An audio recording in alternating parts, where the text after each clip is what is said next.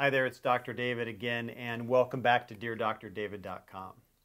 I've got a really good question today, and it is from Dr. Allen, and it's a long question, so let me read exactly what he wrote. I've been in practice 15 years, and I am more burned out and worried about insurance payment, and I'm doing all these forms and writing the perfect notes just so I don't get audited and survive every day. It really is not much fun to come to work anymore. It becomes more about getting through the day, and that sucks. I really want to find a way to become a cash practice, or at least more cash, so I can tell the insurance companies to go to hell. His words, not mine. I'm afraid I'd be cutting my own throat, though, to suddenly try and do this, and I've been longing for a way to transition as effectively as possible to a cash practice. I hear and read about docs doing this, but I don't really see how it's possible in a very insurance-dominated area like I practice. Who can I listen to, or what can you suggest?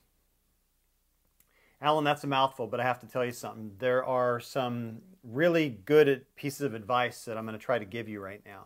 And number one is, at this moment, I don't know you. I don't know that we've ever met, but all I can see is what you've written here, and you're not quite ready, my friend. And the reason you aren't ready is because you don't believe it's possible. And I don't mean to sound condescending. I don't mean to sound trite. Cash practice is absolutely possible. I mean, I did it. You're looking at it. I've got thousands of friends that I've met and colleagues throughout the years that run cash practices. Predominant cash, 100% cash, 50, 80, it doesn't matter. They run cash practices, but the first thing you have to do is believe that it's possible.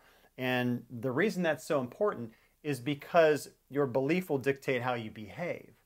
And in order to ask a patient for cash, many times a lot of it, you have to have a very firm foundation in what it is you're asking them to buy from you. You have to be completely aware of the value of the service that you're going to give. And it has to be so valuable to you that it doesn't matter what the fee is. It's a steal for that patient to be able to get it from you. Listen, it starts with beliefs, but then you also have to have systems. You have to know how to do this. And that stuff's out there. It's available to you.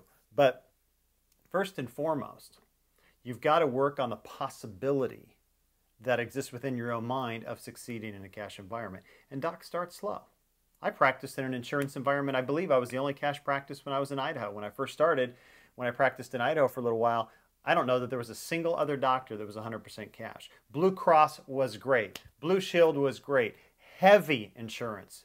I didn't want to play the game. Why? Because for many of us, myself included, it sounds like you too, it sucks. And I didn't want to, so I chose not to. But doc, I was ready for it. I learned. I understood how to communicate value, which I'm going to try to get across to you as much as I can how to do that in this post and all the other things that I'm doing to help chiropractors.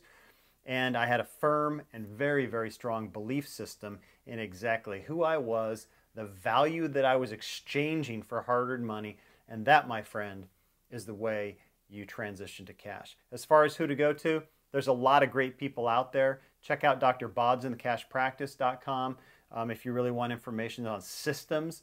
And stay tuned, because I humbly consider myself an absolute expert in this realm, and I'm coming up with a whole bunch of different ways and products and events that I can try to teach you exactly how to do it, and start where you are and transition to as much cash as you want. So I hope that helps. I hope that allows you to see some light at the end of the tunnel so you can ask people for cash, get paid what you're worth, and enjoy practice.